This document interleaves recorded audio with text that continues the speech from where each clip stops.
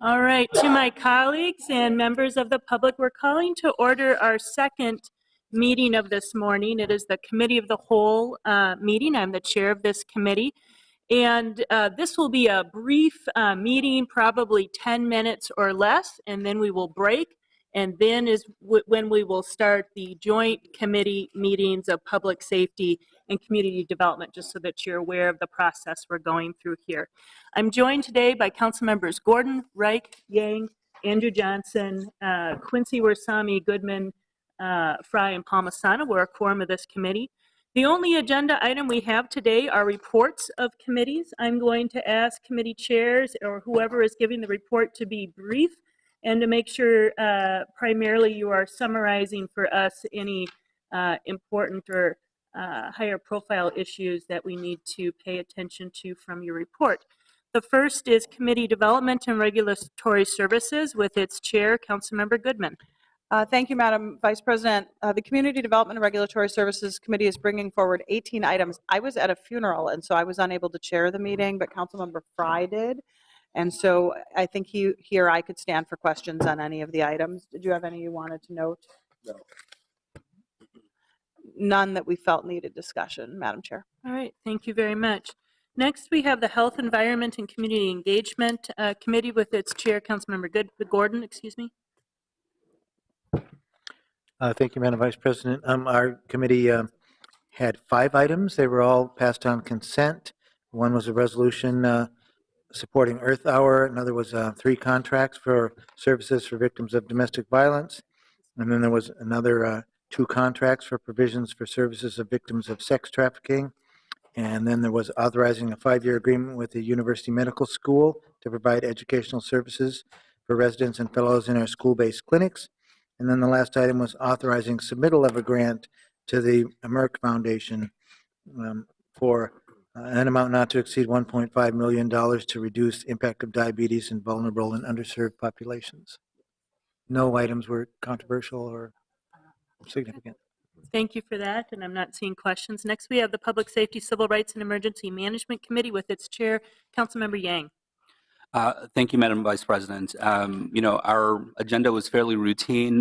There were 3 items that got some news coverage, and those 3 items were items related to revenue contracts or revenue agreements with SMG for U.S. Bank Stadium for law enforcement services, SWAT services, and bomb detection services. And so I will stand for questions. Thank you.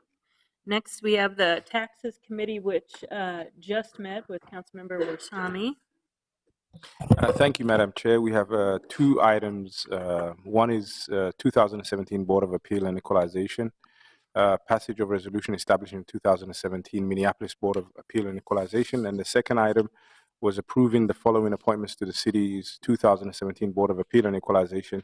3 individuals, 1 Tad Marinek, appraiser, 2 Sandy Losha, realtor, and 3 Earl Netwar, freeholder. And I move approval of these 2 items.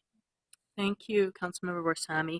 Next, we have Transportation and Public Works with its chair, Councilmember Wright. Thank you, Madam Chair. The committee will be forwarding 10 items. All items reflect the standard work of the Public Works Department. Thank you. Next, we have the Ways and Means Committee with Councilmember Quincy.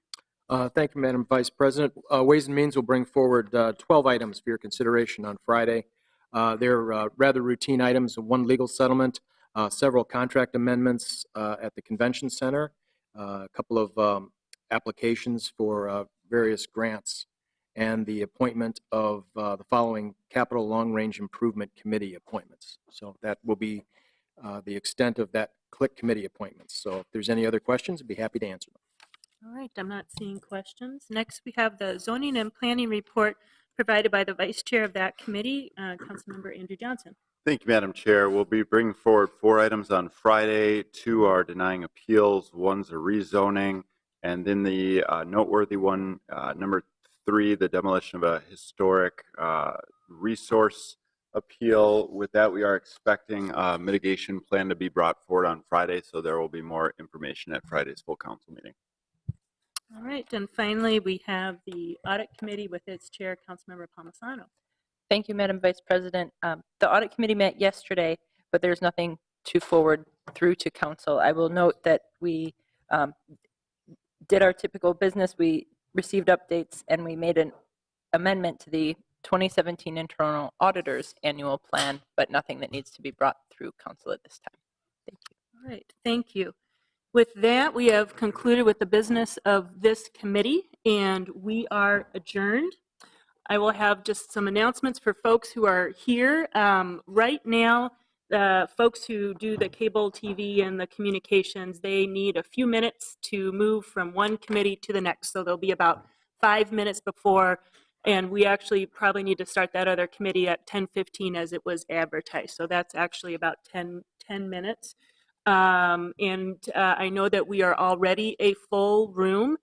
If people want to have standing room, there's a little